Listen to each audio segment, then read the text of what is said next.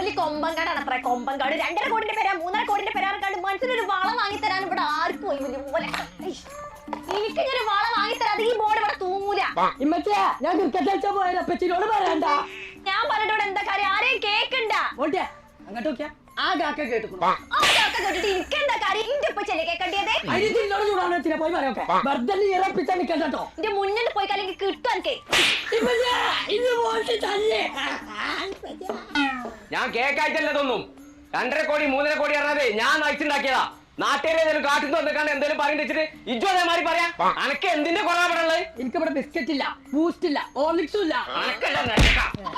എന്താ കമ്മിയുള്ളത്? എനിക്കൊരു സ്വർണത്തിന്റെ വള വാങ്ങിത്തരാന്ന് പറഞ്ഞിട്ട് നിങ്ങൾ എത്ര കാലായിക്കണേ? കൊമ്പങ്കാട്ടേര് ഒരു കാര്യത്തിലും നോ പറഞ്ഞ ചരിത്രം. അതന്നെ ഞാനും പറഞ്ഞത്. SS ഗോൾഡ് അവിടെ നമ്മൾ ഏത് വളർത്താലും